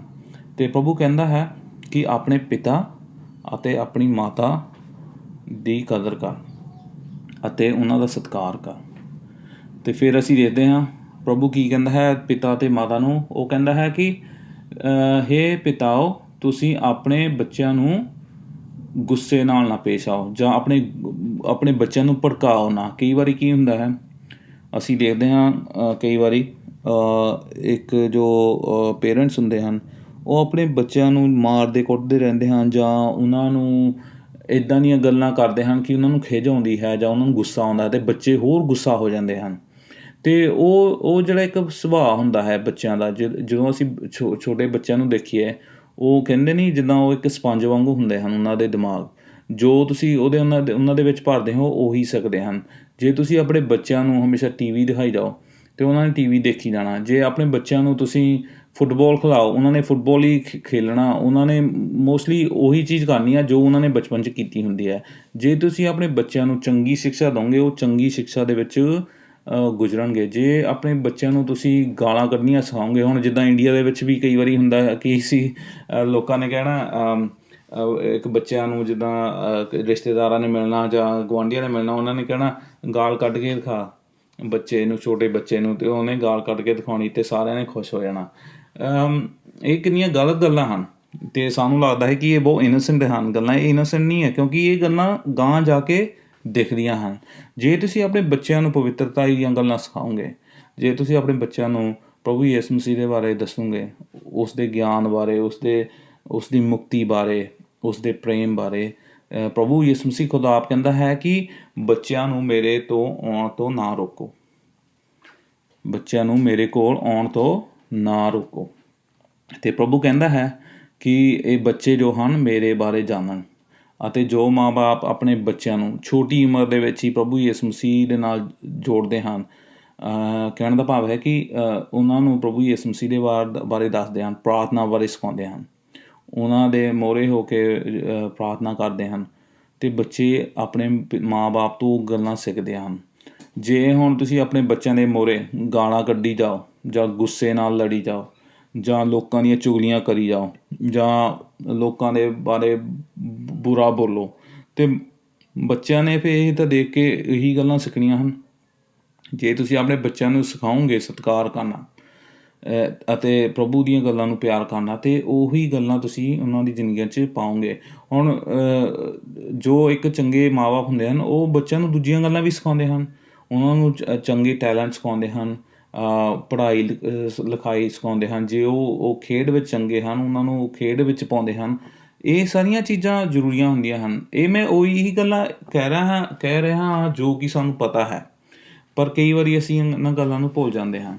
ਅਤੇ ਪ੍ਰਭੂ ਕਹਿੰਦਾ ਹੈ ਕਿ ਆਪਣੇ ਬੱਚਿਆਂ ਦੀ ਜ਼ਿੰਦਗੀਆਂ ਦੇ ਵਿੱਚ ਪ੍ਰਭੂ ਦਾ ਡਰ ਪਾਓ, ਪ੍ਰਭੂ ਦਾ ਪਿਆਰ ਪਾਓ, ਤਾਂ ਕਿ ਉਹ ਪ੍ਰਭੂ ਦੇ ਨਾਲ ਚੱਲਣ ਅੱਗੇ ਜਾ ਕੇ। ਅਤੇ ਜਿਵੇਂ ਮੈਂ ਕਿਹਾ ਕਿ ਜੋ ਪਿਤਾ ਹੁੰਦੇ ਹਨ, ਉਹ ਘਰ ਦੇ ਮੁਖੀਆ ਹੁੰਦੇ ਹਨ। ਜੋ ਇੱਕ ਹਸਬੈਂਡ ਹੋ ਗਿਆ, ਆਪਣੀ ਪਤਨੀ ਦਾ ਹੈੱਡ, ਘਰ ਦਾ ਹੈੱਡ, ਅਤੇ ਓਬਵੀਅਸਲੀ ਉਹ ਆਪਣੇ ਬੱਚਿਆਂ ਦਾ ਵੀ ਹੈੱਡ ਹੁੰਦਾ ਹੈ। ਅਤੇ ਬੱਚਿਆਂ ਨੂੰ ਚਾਹੀਦਾ ਹੈ ਕਿ ਆਪਣੇ ਪਿਤਾ ਦੀ ਗੱਲ ਨੂੰ ਸੁਣਨ ਅਤੇ ਆਪਣੀ ਮਾਂ ਦੀ ਗੱਲ ਸੁਣਨ। ਹੁਣ ਇੱਕ ਗੱਲ ਮਾਂ ਬਾਪ ਨੂੰ ਇਹ ਗੱਲ ਨਹੀਂ ਚਾਹੀਦੀ ਹੈ, ਜੇ ਇੱਕ ਗੱਲ ਪਿਤਾ ਕਹਿੰਦਾ ਹੈ ਉਹੀ ਗੱਲ ਮਾਂ ਨੂੰ ਵੀ ਕਰਨੀ ਚਾਹੀਦੀ ਹੈ, ਜੇ ਚੰਗੀ ਗੱਲ ਹੈ। ਕਈ ਵਾਰੀ ਕੀ ਹੁੰਦਾ ਹੈ ਕਿ ਜਦੋਂ ਕੋਈ ਨਿਆਣਿਆਂ ਨੂੰ ਮਾਂ ਦੇ ਕੋਲੋਂ ਕੋਈ ਚੀਜ਼ ਨਹੀਂ ਮਿਲਦੀ, ਉਹ ਪਿਤਾ ਕੋਲ ਜਾਂਦੇ ਹਨ ਅਤੇ ਪਿਤਾ ਉਹ ਉਹਨਾਂ ਨੂੰ ਚੀਜ਼ ਦੇ ਦਿੰਦਾ ਹੈ ਬਿਨਾਂ ਆਪਣੀ ਪਤਨੀ ਤੋਂ ਪੁੱਛੇ, ਅਤੇ ਇੱਦਾਂ ਫਿਰ ਕੌਨਫਲਿਕਟ ਪੈਦਾ ਹੋ ਜਾਂਦਾ ਹੈ ਘਰ ਰਿਸ਼ਤਿਆਂ ਦੇ ਵਿੱਚ। ਅਤੇ ਇਸ ਕਰਕੇ ਮਾਂ ਬਾਪ ਨੂੰ ਚਾਹੀਦਾ ਹੈ ਕਿ ਉਹ ਗੱਲ 'ਤੇ ਅਗਰੀ ਕਰਨ ਜੋ ਕਿ ਉਹਨਾਂ ਨੇ ਆਲਰੇਡੀ ਚੂਜ਼ ਕੀਤੀ ਹੁੰਦੀ ਹੈ ਆਪਣੇ ਬੱਚਿਆਂ ਲਈ। ਜੇ ਪਿਤਾ ਨੇ ਕਿਹਾ ਹੈ ਕਿ ਅੱਜ ਆਈਸਕ੍ਰੀਮ ਨਹੀਂ ਖਾਣੀ, ਅਤੇ ਮਾਂ ਨੂੰ ਵੀ ਕਹਿਣਾ ਪੈਣਾ ਹੈ ਕਿ ਅੱਜ ਅਸੀਂ ਆਈਸਕ੍ਰੀਮ ਨਹੀਂ ਖਾਣੀ। ਇਹ ਇੱਕ ਛੋਟੀ ਜਿਹੀ ਉਦਾਹਰਨ ਹੈ। ਪੁਆਇੰਟ ਇਹ ਹੈ ਕਿ ਜੇ ਅਸੀਂ ਇਹਨਾਂ ਗੱਲਾਂ ਨੂੰ ਆਪਣੀ ਜ਼ਿੰਦਗੀ 'ਚ ਕਰਦੇ ਹਾਂ, ਅਤੇ ਸਾਡੇ ਬੱਚੇ ਵੀ ਫਿਰ ਸਿੱਖਦੇ ਹਨ ਕਿ ਮਾਂ ਬਾਪ ਜੋ ਮੇਰੇ ਹਨ, ਇੱਕ ਦੂਜੇ ਦਾ ਸਤਿਕਾਰ ਕਰਦੇ ਹਨ, ਇੱਕ ਦੂਜੇ ਦੀ ਗੱਲ ਨੂੰ ਮੰਨਦੇ ਹਨ। ਉਵੇਂ ਹੀ ਮੈਨੂੰ ਵੀ ਮੇਰੇ ਮਾਂ ਬਾਪ ਦੀ ਗੱਲ ਨੂੰ ਮੰਨਣਾ ਚਾਹੀਦਾ ਹੈ। ਅਤੇ ਫਿਰ ਪੌਲੁਸ ਕਹਿੰਦਾ ਹੈ ਕਿ ਤੁਸੀਂ ਆਪਣੇ ਬੱਚਿਆਂ ਨੂੰ ਭੜਕਾਓ ਨਾ, ਉਹਨਾਂ ਨੂੰ ਗੁੱਸੇ ਨਾ ਕਰੋ, ਉਹਨਾਂ ਦੀ ਜ਼ਿੰਦਗੀ 'ਚ ਗੁੱਸਾ ਨਾ ਲਿਆਓ, ਉਹਨਾਂ ਨੂੰ ਬੁਰਾ ਭਲਾ ਨਾ ਕਹੋ। ਜੇ ਕੋਈ ਗਲਤੀ ਹੋ ਜਾਂਦੀ ਹੈ, ਮਾਫ਼ ਕਰ ਦਿਓ। ਠੀਕ ਹੈ, ਡਿਸਿਪਲਿਨ ਵੀ ਜ਼ਰੂਰੀ ਹੈ। ਆਪਣੇ ਜੇ ਉਹ ਬੱਚੇ ਗਲਤ ਕਰਦੇ ਹਨ, ਉਹਨਾਂ ਨੂੰ ਡਾਂਟੋ ਵੀ, ਉਹਨਾਂ ਨੂੰ ਕਹੋ ਵੀ ਇਹ ਗਲਤ ਸੀ। ਜੇ ਉਹ ਦੂਜਿਆਂ ਨੂੰ ਦੇ ਬੱਚਿਆਂ ਨਾਲ ਜਾ ਕੇ ਲੜਦੇ ਹਨ, ਅਤੇ ਉਹਨਾਂ ਨੂੰ ਕਹੋ ਵੀ ਇਹ ਗਲਤ ਹੈ। ਜਾਂ ਚੋਰੀ ਕਰਦੇ ਹਨ ਜਾਂ ਕਿਸੇ ਦਾ ਖਿਡੌਣਾ ਤੋੜ ਦਿੱਤਾ, ਅਤੇ ਉਹਨਾਂ ਨੂੰ ਕਹਿਣਾ ਚਾਹੀਦਾ ਹੈ ਵੀ ਨਹੀਂ, ਇਹ ਗਲਤ ਸੀ। ਕਈ ਵਾਰੀ ਕੀ ਹੁੰਦਾ ਹੈ, ਮਾਂ ਬਾਪ ਆਪਣੇ ਬੱਚਿਆਂ ਦੀ ਗਲਤੀਆਂ ਨੂੰ ਤਾਂ ਦੇਖਦੇ ਨਹੀਂ ਹਨ, ਦੂਜੇ ਦੀ ਬੱਚਿਆਂ ਦੀ ਗਲਤੀਆਂ ਨੂੰ ਸੁਧਾਰਨ 'ਤੇ ਲੱਗੇ ਹੁੰਦੇ ਹਨ। ਅਤੇ ਸਾਨੂੰ ਚਾਹੀਦਾ ਹੈ ਕਿ ਪਹਿਲਾਂ ਆਪਣੇ ਘਰਾਂ ਨੂੰ ਠੀਕ ਕਰੀਏ ਅਸੀਂ, ਤਾਂ ਕਿ ਫਿਰ ਦੂਸਰੇ ਲੋਕ ਵੀ ਸਾਡੇ ਤੋਂ ਸਿੱਖ ਸਕਣ, ਜਾਂ ਅਸੀਂ ਉਹਨਾਂ ਨੂੰ ਫਿਰ ਜਾ ਕੇ ਦੱਸ ਸਕੀਏ। ਜੇ ਅਸੀਂ ਆਪਣੇ ਘਰ ਨੂੰ ਨਹੀਂ ਸਹੀ ਰੱਖਾਂਗੇ, ਅਤੇ ਫਿਰ ਸਾਡਾ ਕੀ ਮਤਲਬ ਬਣਦਾ ਹੈ ਦੂਜਿਆਂ ਨੂੰ ਜਾ ਕੇ ਕਹਿਣ ਦਾ ਵੀ ਤੁਹਾਡੇ ਬੱਚੇ ਇੱਦਾਂ ਆ, ਜਾਂ ਤੁਹਾਨੂੰ ਇਹ ਚੀਜ਼ ਕਰਨੀ ਚਾਹੀਦੀ ਹੈ। ਇਸ ਕਰਕੇ ਆਪਣੇ ਘਰ ਨੂੰ ਪਹਿਲਾਂ ਸਾਨੂੰ ਠੀਕ ਕਰਨ ਦੀ ਲੋੜ ਹੁੰਦੀ ਹੈ, ਅਤੇ ਇਹ ਪਿਤਾ ਦੀ ਰਿਸਪੋਂਸੀਬਿਲਿਟੀ ਹੈ, ਇਹ ਮਾਤਾ ਦੀ ਰਿਸਪੋਂਸੀਬਿਲਿਟੀ ਹੈ। ਅਤੇ ਉਹ ਕਹਿੰਦਾ ਹੈ ਕਿ ਆਪਣੇ ਬੱਚਿਆਂ ਨਾਲ ਹਲੀਮੀ ਨਾਲ ਪੇਸ਼ ਆਵੋ, ਆਪਣੇ ਬੱਚਿਆਂ ਨਾਲ ਹਲੀਮੀ ਨਾਲ ਪੇਸ਼ ਆਵੋ, ਉਹਨਾਂ ਦਾ ਵੀ ਸਤਿਕਾਰ ਕਰੋ। ਹੁਣ ਸਤਿਕਾਰ ਦਾ ਮਤਲਬ ਇਹ ਨਹੀਂ ਹੈ ਕਿ ਆਪਣੀ ਹਰੇਕ ਬੱਚੇ ਦੀ ਗੱਲ ਨੂੰ ਮੰਨ ਲਈਏ, ਪਰ ਉਹ ਬੱਚੇ ਵੀ ਪ੍ਰਭੂ ਨੇ ਬਣਾਏ ਹਨ।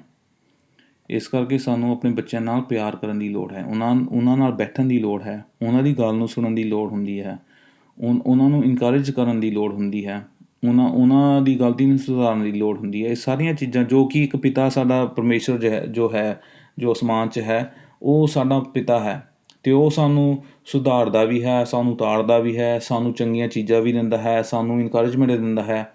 ਉਵੇਂ ਹੀ ਸਾਨੂੰ ਵੀ ਆਪਣੇ ਬੱਚਿਆਂ ਨਾਲ ਪੇਸ਼ ਆਉਣ ਦੀ ਲੋੜ ਹੈ। ਅਤੇ ਇਹ ਸੀ ਅੱਜ ਦਾ ਵਚਨ।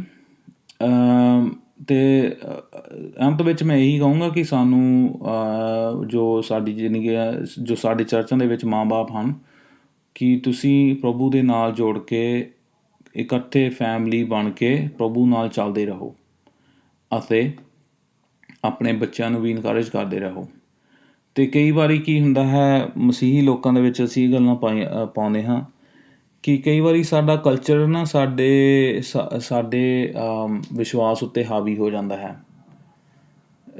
ਕਈ ਕਲਚਰ ਚੰਗੇ ਹਨ, ਕਈ ਗੱਲਾਂ ਕਲਚਰ ਦੀਆਂ ਚੰਗੀਆਂ ਹੁੰਦੀਆਂ ਹਨ, ਪਰ ਜ਼ਰੂਰੀ ਨਹੀਂ ਹੈ ਕਿ ਹਰੇਕ ਗੱਲ ਕਲਚਰ ਦੀ ਚੰਗੀ ਹੋਵੇ। ਅਤੇ ਇਸ ਲਈ ਸਾਨੂੰ ਕਈ ਕਲਚਰ ਦੀਆਂ ਗੱਲਾਂ, ਸਾਡੇ ਕਲਚਰ ਦੀਆਂ ਜਾਂ ਦੂਸਰੇ ਕਲਚਰ ਦੀਆਂ ਗੱਲਾਂ, ਕਈ ਵਾਰੀ ਸਾਨੂੰ ਉਹਨਾਂ ਨੂੰ ਨਾ ਕਹਿਣੀ ਪੈਂਦੀ ਹੈ, ਕਿਉਂਕਿ ਸਾਨੂੰ ਉਹੀ ਗੱਲ ਕਰਨੀ ਚਾਹੀਦੀ ਹੈ ਜੋ ਸਾਨੂੰ ਬਾਈਬਲ ਦੱਸਦੀ ਹੈ। ਇਸੇ ਤਰ੍ਹਾਂ ਅਸੀਂ ਪ੍ਰਭੂ ਦੇ ਨਾਮ ਨੂੰ ਵੀ ਮਹਿਮਾ ਦਿੰਦੇ ਹਾਂ ਆਪਣੇ ਹਿੱਸਿਆਂ ਦੇ ਵਿੱਚ। ਅਤੇ ਮੈਂ ਇੱਕ ਗੱਲ ਕਹਿਣਾ ਜ਼ਰੂਰ ਚਾਹੂੰਗਾ ਕਿ ਆਪਣੇ ਬੱਚਿਆਂ ਦੀ ਪ੍ਰੋਟੈਕਸ਼ਨ ਰੱਖੋ, ਕਿਉਂਕਿ ਅੱਜ ਕੱਲ੍ਹ ਦਾ ਜੋ ਜ਼ਮਾਨਾ ਹੈ ਬਹੁਤ ਹੀ ਖ਼ਰਾਬ ਹੈ। ਅਤੇ ਅਸੀਂ ਕਈ ਵਾਰੀ ਇੱਦਾਂ ਦੀਆਂ ਕਹਾਣੀਆਂ ਵੀ ਸੁਣੀਆਂ ਹਨ ਵੀ ਕਈ ਲੋਕ ਆਪਣੇ ਬੱਚਿਆਂ ਨੂੰ ਕਿਤੇ ਛੱਡ ਜਾਂਦੇ ਹਨ, ਜਾਂ ਕਿਸੇ ਰਿਸ਼ਤੇਦਾਰ ਦੇ ਨਾਲ ਛੱਡ ਜਾਂਦੇ ਹਨ, ਜਾਂ ਉਹ ਫਿਰ ਰਿਸ਼ਤੇਦਾਰ ਜਾਂ ਉਹਨਾਂ ਨੂੰ ਕੁੱਟਦੇ ਹਨ ਗੁੱਸੇ 'ਚ ਆ ਕੇ, ਜਾਂ ਉਹਨਾਂ ਨੂੰ ਅਬਿਊਜ਼ ਕਰਦੇ ਹਨ। ਅਤੇ ਜੇ ਕੋਈ ਬੱਚਾ ਉਹ ਸੱਚ ਕਹਿੰਦਾ ਹੈ ਮਾਂ ਬਾਪ ਨੂੰ ਜਾ ਕੇ, ਅਤੇ ਮਾਂ ਬਾਪ ਉਹਨਾਂ ਦਾ ਯਕੀਨ ਨਹੀਂ ਕਰਦੇ। ਇਸ ਕਰਕੇ ਧਿਆਨ ਰੱਖੋ ਆਪਣੇ ਬੱਚਿਆਂ ਦਾ, ਆਪਣੇ ਬੱਚਿਆਂ ਦੀ ਕੇਅਰ ਰੱਖੋ, ਅਤੇ ਆਪਣੇ ਬੱਚਿਆਂ ਨਾਲ ਪਿਆਰ ਕਰੋ। ਜੇ ਉਹ ਤੁਹਾਨੂੰ ਕੋਈ ਗੱਲ ਕਹਿੰਦੇ ਹਨ, ਜੇ ਉਹਨਾਂ ਨਾਲ ਕੁਛ ਗਲਤ ਹੁੰਦਾ ਹੈ ਸਕੂਲ ਦੇ ਵਿੱਚ ਜਾਂ ਕਿਤੇ ਵੀ, ਉਹਨਾਂ ਦੀ ਗੱਲ ਨੂੰ ਜ਼ਰੂਰ ਸੁਣੋ। ਅਤੇ ਆਪਣੇ ਬੱਚਿਆਂ ਨੂੰ ਟੀ ਵੀ ਤੋਂ ਥੋੜ੍ਹਾ ਦੂਰ ਰੱਖੋ, ਕਿਉਂਕਿ ਟੀ ਵੀ ਉੱਤੇ ਅੱਜ ਕੱਲ੍ਹ ਬਹੁਤ ਗਲਤ ਚੀਜ਼ਾਂ ਦਿਖਾਈਆਂ ਜਾਂਦੀਆਂ ਹਨ। ਅੱਜ ਕੱਲ੍ਹ ਤਾਂ ਫਿਲਮਾਂ ਜੋ ਹੋ ਗਈਆਂ, ਜਾਂ ਗੀਤ ਹੋ ਗਏ, ਜਾਂ ਜੋ ਅੱਜ ਕੱਲ੍ਹ ਚੱਲ ਰਿਹਾ ਹੈ ਤੁਹਾਨੂੰ ਪਤਾ ਹੀ ਹੈ, ਉਹਨਾਂ ਚੀਜ਼ਾਂ ਤੋਂ ਆਪਣੇ ਬੱਚਿਆਂ ਨੂੰ ਦੂਰ ਰੱਖੋ। ਅਤੇ ਸਕੂਲਾਂ ਵਿੱਚ ਕੀ ਸਿਖਾਉਂਦੇ ਹਨ ਇਹ ਵੀ ਦੇਖੋ, ਤੁਹਾਡੇ ਬੱਚਿਆਂ ਨੂੰ ਸਕੂਲਾਂ ਦੇ ਵਿੱਚ ਕੀ ਸਿਖਾਇਆ ਜਾਂਦਾ ਹੈ, ਅਤੇ ਕੀ ਉਹ ਚੰਗੀ ਸਿਕਸ਼ਾ ਦਿੰਦੇ ਹਨ ਬੱਚਿਆਂ ਨੂੰ ਜਾਂ ਨਹੀਂ, ਇਹ ਵੀ ਸਾਨੂੰ ਦੇਖਣ ਦੀ ਲੋੜ ਹੈ।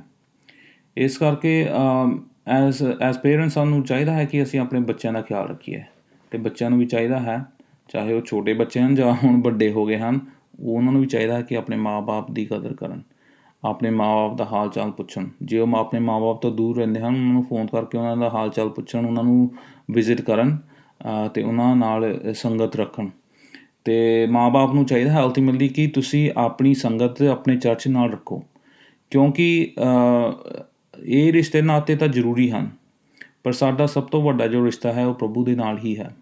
ਅਤੇ ਪ੍ਰਭੂ ਦੇ ਨਾਲ ਜੋ ਲੋਕ ਜੁੜਦੇ ਹਨ, ਉਹ ਪ੍ਰਭੂ ਦੀ ਕਲੀਸਿਆ ਨਾਲ ਜੁੜਦੇ ਹਨ। ਤੁਸੀਂ ਕਦੇ ਵੀ ਇਕੱਲੇ ਨਹੀਂ ਹੋ ਸਕਦੇ ਜੇ ਤੁਸੀਂ ਆਪਣੀ ਕਲੀਸਿਆ ਦੇ ਨਾਲ ਜੁੜੇ ਹੋਏ ਹੋ। ਜੇ ਤੁਸੀਂ ਆਪਣੀ ਕਲੀਸਿਆ ਦੇ ਨਾਲ ਬੈਠ ਕੇ ਪ੍ਰਾਰਥਨਾ ਕਰਦੇ ਹੋ, ਸੰਗਤ ਰੱਖਦੇ ਹੋ, ਫੈਲੋਸ਼ਿਪ ਕਰਦੇ ਹੋ, ਇਹ ਬਹੁਤ ਹੀ ਵੱਡੀ ਇਨਕਰੇਜਮੈਂਟ ਹੁੰਦੀ ਹੈ, ਜੋ ਕਿ ਮੈਂ ਹਰੇਕ ਇਨਸਾਨ ਨੂੰ ਕਹਿੰਦਾ ਕਿ ਤੁਸੀਂ ਚਰਚ ਤੋਂ ਬਿਨਾਂ ਆਪਣੀ ਮਸੀਹੀ ਜੀਵਨ ਨਹੀਂ ਜੀ ਸਕਦੇ। ਇਸ ਕਰਕੇ ਪ੍ਰਭੂ ਦੇ ਨਾਲ ਚੱਲਣ ਲਈ ਸਾਨੂੰ ਕਲੀਸਿਆ ਦੇ ਨਾਲ ਜੁੜਨਾ ਬਹੁਤ ਹੀ ਜ਼ਰੂਰੀ ਹੁੰਦਾ। ਹੁਣ ਜੇ ਅਸੀਂ ਪ੍ਰਭੂ ਯਿਸੂ ਮਸੀਹ ਦੀ ਗੱਲ ਕਰੀਏ, ਪ੍ਰਭੂ ਯਿਸੂ ਮਸੀਹ ਜੋ ਆਪਣੇ ਪਿਤਾ ਦੇ ਨਿਰਦੇਸ਼ ਉੱਤੇ ਇਸ ਧਰਤੀ ਉੱਤੇ ਆਇਆ, ਅਤੇ ਉਹ ਆਪਣੇ ਪਿਤਾ ਨਾਲ ਚੱਲਿਆ। ਉਸਨੇ ਆਪਣੇ ਪਿਤਾ ਦੀ ਗੱਲ ਨੂੰ ਮੰਨੀ, ਉਸਨੇ ਆਪਣੇ ਪਿਤਾ ਦੀ ਗੱਲ ਮੰਨੀ, ਅਤੇ ਉਸਨੇ ਉਹ ਹਰ ਇੱਕ ਕੰਮ ਕੀਤਾ ਜੋ ਉਸਦੇ ਪਿਤਾ ਨੇ ਕਿਹਾ। ਇਸ ਲਈ ਪਿਤਾ ਵੀ ਆਪਣੇ ਲੋਕਾਂ ਨੂੰ ਕਹਿੰਦਾ ਹੈ ਕਿ ਇਹ ਮੇਰਾ ਪੁੱਤਰ ਹੈ ਜਿਸ ਦੇ ਨਾਲ ਮੈਂ ਬਹੁਤ ਹੀ ਖੁਸ਼ ਹਾਂ, ਅਤੇ ਇਸ ਦੀ ਗੱਲ ਨੂੰ ਸੁਣੋ। ਇਹ ਅਸੀਂ ਪੜ੍ਹਦੇ ਹਾਂ ਮਰਕੁਸ ਦੀ ਇੰਜੀਲ, ਉਸ ਦਾ 9 ਅਧਿਆਇ ਅਤੇ ਉਸ ਦੀ 7 ਆਇਤ। ਜੇ ਅਸੀਂ ਗੱਲ ਕਰੀਏ ਅੱਜ ਪ੍ਰਭੂ ਯਿਸੂ ਮਸੀਹ ਦੀ ਅਤੇ ਪ੍ਰਭੂ ਦੇ ਪਿਤਾ ਦੀ, ਪਿਤਾ ਆਪਣੇ ਪੁੱਤਰ ਨਾਲ ਪ੍ਰੇਮ ਰੱਖਦਾ ਹੈ, ਅਤੇ ਪ੍ਰਭੂ ਯਿਸੂ ਮਸੀਹ ਕਹਿੰਦਾ ਹੈ ਕਿ ਪੁੱਤਰ ਵੀ ਆਪਣੇ ਪਿਤਾ ਨਾਲ ਪ੍ਰੇਮ ਰੱਖਦਾ ਹੈ। ਅਸੀਂ ਇਹ ਪੜ੍ਹਦੇ ਹਾਂ ਯਹੂਨਾ ਦੀ ਇੰਜੀਲ 6 ਦੇ ਵਿੱਚ, ਯਹੂਨਾ ਦੀ ਇੰਜੀਲ 10 ਅਧਿਆਏ ਦੇ ਵਿੱਚ ਵੀ ਅਸੀਂ ਇਹਨਾਂ ਗੱਲਾਂ ਨੂੰ ਦੇਖਦੇ ਹਾਂ ਕਿ ਕਿਵੇਂ ਪਿਤਾ ਪੁੱਤਰ ਵਿੱਚ ਹੈ, ਅਤੇ ਪਿਤਾ ਪੁੱਤਰ ਦੇ ਵਿੱਚ ਹੈ। ਜੋ ਇੱਕ ਸਾਡੀ ਸਭ ਤੋਂ ਵੱਡੀ ਉਦਾਹਰਨ ਹੈ, ਜੋ ਬੱਚਿਆਂ ਦੀ ਸਭ ਤੋਂ ਵੱਡੀ ਉਦਾਹਰਨ, ਉਹ ਹੈ ਯਿਸੂ ਮਸੀਹ। ਯਿਸੂ ਮਸੀਹ ਨੇ ਆਪਣੇ ਪਿਤਾ ਨਾਲ ਪ੍ਰੇਮ ਕੀਤਾ, ਅਤੇ ਉਹ ਹਰੇਕ ਗੱਲ ਕੀਤੀ ਜੋ ਉਸਦੇ ਪਿਤਾ ਨੇ ਆਖੀ। ਅਤੇ ਹੁਣ ਜੋ ਕੁਛ ਪੁੱਤਰ ਕਹਿੰਦਾ ਹੈ ਆਪਣੇ ਪਿਤਾ ਨੂੰ, ਪਿਤਾ ਵੀ ਉਹ ਗੱਲ ਮੰਨਦਾ ਹੈ। ਜੇ ਪੁੱਤਰ ਕਹਿੰਦਾ ਹੈ ਕਿ ਇਹ ਲੋਕ ਮੇਰੇ ਹਨ ਅਤੇ ਸਵਰਗ ਦੇ ਰਾਜ ਦੇ ਹੁਣ ਅਧਿਕਾਰੀ ਹਨ, ਅਤੇ ਪਿਤਾ ਕਹਿੰਦਾ ਹੈ ਹਾਂ ਜ਼ਰੂਰ ਹਨ। ਸਾਨੂੰ ਹਮੇਸ਼ਾ ਇਹ ਗੱਲਾਂ ਨੂੰ ਯਾਦ ਰੱਖਣਾ ਚਾਹੀਦਾ ਹੈ ਕਿ ਯਿਸੂ ਮਸੀਹ ਕੌਣ ਹੈ, ਅਤੇ ਯਿਸੂ ਮਸੀਹ ਨੇ ਸਾਡੇ ਲਈ ਕੀ ਕੀਤਾ ਹੈ। ਕਿਉਂਕਿ ਯਿਸੂ ਮਸੀਹ ਦੇ ਵਿੱਚ ਸਾਨੂੰ ਮਾਫੀ ਮਿਲ ਗਈ, ਅਤੇ ਯਿਸੂ ਮਸੀਹ ਦੇ ਜ਼ਰੀਏ ਸਾਨੂੰ ਪਿਤਾ ਦਾ ਪ੍ਰੇਮ ਮਿਲ ਗਿਆ। ਹੁਣ ਅਸੀਂ ਪਿਤਾ ਦੇ ਨਾਲ ਜੁੜ ਗਏ ਪ੍ਰਭੂ ਯਿਸੂ ਮਸੀਹ ਦੇ ਦੁਆਰਾ, ਅਤੇ ਹੁਣ ਅਸੀਂ ਨਕਾਰੇ ਨਹੀਂ ਜਾਂਦੇ। ਇਸ ਕਰਕੇ ਇਹ ਸਾਡਾ ਜੋ ਰਿਸ਼ਤਾ ਹੈ ਪ੍ਰਭੂ ਨਾਲ ਬਹੁਤ ਹੀ ਮਹੱਤਵਪੂਰਨ ਰਿਸ਼ਤਾ ਹੈ। ਹੁਣ ਅਸੀਂ ਪਿਤਾ ਦੇ ਬੱਚੇ ਕਹਿਲਾਏ ਜਾਂਦੇ ਹਾਂ। ਇਸ ਲਈ ਕਿਉਂਕਿ ਸਾਡੀ ਜ਼ਿੰਦਗੀ ਵਿੱਚ ਪ੍ਰਭੂ ਦਾ ਪ੍ਰੇਮ ਕੰਮ ਕਰਦਾ ਹੈ, ਇਸ ਲਈ ਅਸੀਂ ਆਪਣੇ ਮਾਂ ਬਾਪ ਦਾ ਆਦਰ ਵੀ ਹੁਣ ਕਰ ਸਕਦੇ ਹਾਂ ਅਤੇ ਇਸ ਲਈ ਅਸੀਂ ਆਪਣੇ ਬੱਚਿਆਂ ਨੂੰ ਵੀ ਚੰਗੀ ਹਿਦਾਇਤ ਦੇ ਸਕਦੇ ਹਾਂ। ਅਤੇ ਪ੍ਰਭੂ ਦੇ ਦਰ ਵਿੱਚ ਰਹਿ ਕੇ, ਪ੍ਰਭੂ ਦੇ ਪ੍ਰੇਮ ਵਿੱਚ ਰਹਿ ਕੇ ਅਸੀਂ ਇੱਕ ਦੂਸਰੇ ਨੂੰ ਇਨਕਰੇਜ ਕਰਦੇ ਰਹੀਏ ਤਾਂ ਕਿ ਪ੍ਰਭੂ ਦਾ ਪ੍ਰੇਮ ਸਾਡੇ ਵਿੱਚ ਬਣਿਆ ਰਹੇ। ਜੇ ਤੁਸੀਂ ਇਹ ਵਚਨ ਨੂੰ ਸੁਣ ਰਹੇ ਹੋ ਅਤੇ ਸ਼ਾਇਦ ਤੁਹਾਡੇ ਮਾਂ ਬਾਪ ਦੇ ਵਿੱਚ ਅਤੇ ਤੁਹਾਡੇ ਵਿੱਚ ਇੱਕ ਚੰਗਾ ਰਿਸ਼ਤਾ ਨਹੀਂ ਹੈ, ਅਤੇ ਮੈਂ ਇਹੀ ਚਾਹਾਂਗਾ ਕਿ ਤੁਹਾਡੇ ਰਿਸ਼ਤੇ ਦੇ ਵਿੱਚ ਇੱਕ ਸੁਲਾਹ ਆ ਜਾਵੇ, ਇੱਕ ਸ਼ਾਂਤੀ ਆ ਜਾਵੇ ਅਤੇ ਇੱਕ ਦੂਸਰੇ ਦੀ ਗੱਲ ਨੂੰ ਤੁਸੀਂ ਸਹਾਰੋ ਅਤੇ ਇੱਕ ਦੂਸਰੇ ਨਾਲ ਰਿਸ਼ਤਾ ਦੁਬਾਰਾ ਕਾਇਮ ਕਰੋ। ਅਤੇ ਮਾਂ ਬਾਪ ਨੂੰ ਵੀ ਚਾਹੀਦਾ ਹੈ, ਜੇ ਉਹ ਆਪਣੇ ਬੱਚਿਆਂ ਨਾਲ ਚੰਗੀ ਤਰ੍ਹਾਂ ਪੇਸ਼ ਨਹੀਂ ਹੁੰਦੇ। ਕਈ ਵਾਰੀ ਕੀ ਹੁੰਦਾ ਹੈ ਕਿ ਕਈ ਮਾਂ ਬਾਪ ਆਪਣੀਆਂ ਨੌਹਾਂ ਦੇ ਨਾਲ ਚੰਗਾ ਪੇਸ਼ ਨਹੀਂ ਆਉਂਦੇ, ਇਸ ਕਰਕੇ ਉਹਦੇ ਕਰਕੇ ਵੀ ਰਿਸ਼ਤੇ ਵਿੱਚ ਇੱਕ ਦਰਾਰ ਪੈ ਜਾਂਦੀ ਹੈ। ਇਸ ਲਈ ਤੁਹਾਨੂੰ ਚਾਹੀਦਾ ਹੈ ਕਿ ਤੁਸੀਂ ਆਪਣੀ ਨੌਹਾਂ ਨੂੰ ਵੀ ਆਪਣੀਆਂ ਕੁੜੀਆਂ ਵਾਂਗੂ ਸਮਝੋ। ਜੇ ਤੁਹਾਡੇ ਜਵਾਈ ਹਨ, ਉਹਨਾਂ ਦਾ ਵੀ ਚੰਗਾ ਸਤਿਕਾਰ ਕਰੋ ਅਤੇ ਇਹਨਾਂ ਗੱਲਾਂ ਦਾ ਹੋਣਾ ਸਾਡੀ ਜ਼ਿੰਦਗੀ 'ਚ ਬਹੁਤ ਹੀ ਇੱਕ ਮਹੱਤਵਪੂਰਨ ਗੱਲ ਹੁੰਦੀ ਹੈ, ਕਿਉਂਕਿ ਜੇ ਜ਼ਿੰਦਗੀ 'ਚ ਸ਼ਾਂਤੀ ਹੈ ਅਤੇ ਸਾਡੀ ਜ਼ਿੰਦਗੀ ਦੇ ਵਿੱਚ ਸੰਤੁਸ਼ਟੀ ਅਤੇ ਇੱਕ ਚੰਗਾ ਫਲ ਆਉਂਦਾ ਹੈ, ਜੋ ਕਿ ਪ੍ਰਭੂ ਚਾਹੁੰਦਾ ਹੈ ਕਿ ਆਵੇ। ਅੱਜ ਮੈਂ ਇਹੀ ਕਹਾਂਗਾ ਕਿ ਇੱਕ ਦੂਸਰੇ ਤੋਂ ਮਾਫ਼ੀ ਮੰਗੋ, ਇੱਕ ਦੂਜੇ ਦੀ ਗੱਲ ਨੂੰ ਸਹਾਰੋ। ਜਿਵੇਂ ਪੌਲੁਸ ਕਹਿੰਦਾ ਹੈ ਕਿ ਪ੍ਰਭੂ ਦੇ ਵਿੱਚ ਇੱਕ ਦੂਸਰੇ ਦੀ ਗੱਲ ਨੂੰ ਸਹਾਰੋ ਅਤੇ ਮਾਫ਼ ਕਰ ਦੇਵੋ। ਇੱਕ ਮਾਂ ਦਾ ਜੋ ਰੋਲ ਹੁੰਦਾ ਹੈ ਬੱਚਿਆਂ ਦੀ ਜ਼ਿੰਦਗੀ 'ਚ ਬਹੁਤ ਹੀ ਜ਼ਰੂਰੀ ਹੁੰਦਾ ਹੈ। ਇੱਕ ਪਿਤਾ ਦਾ ਵੀ ਜਿਹੜਾ ਰੋਲ ਹੁੰਦਾ ਹੈ ਆਪਣੇ ਬੱਚਿਆਂ ਦੀ ਜ਼ਿੰਦਗੀ 'ਚ ਬਹੁਤ ਜ਼ਰੂਰੀ ਹੁੰਦਾ ਹੈ। ਇਹ ਦੋਨੋਂ ਰੋਲ ਹੀ ਇੰਪੋਰਟੈਂਟ ਹਨ। ਕੋਈ ਇਹ ਨਹੀਂ ਹੈ ਕਿ ਇੱਕ ਰੋਲ ਵੱਡਾ ਹੈ ਜਾਂ ਦੂਜਾ ਛੋਟਾ ਹੈ, ਦੋਨੋਂ ਰੋਲ ਬਹੁਤ ਹੀ ਇੰਪੋਰਟੈਂਟ ਹਨ। ਅਤੇ ਜਿੱਦਾਂ ਅਸੀਂ ਕਹਿੰਦੇ ਹਾਂ ਕਿ ਜੋ ਵਿਆਹ ਹੁੰਦਾ ਹੈ ਇੱਕ ਔਰਤ ਅਤੇ ਇੱਕ ਆਦਮੀ ਦੇ ਵਿੱਚ ਹੈ, ਉਵੇਂ ਹੀ ਜੋ ਇੱਕ ਸਾਡਾ ਮਾਂ ਬਾਪ ਹੁੰਦਾ ਹੈ, ਇੱਕ ਉਹ ਮੇਲ ਪਿਤਾ ਹੁੰਦਾ ਹੈ ਅਤੇ ਫੀਮੇਲ ਮਾਤਾ ਹੁੰਦੀ ਹੈ। ਅਤੇ ਖੁਦਾਵੰਦ ਤੁਹਾਨੂੰ ਇਸ ਵਚਨ ਤੋਂ ਅੱਜ ਬਰਕਤ ਦੇਵੇ। ਬਹੁਤ ਹੀ ਇੰਸਟਰਕਟਿਵ ਮੈਸੇਜ ਸੀਗਾ।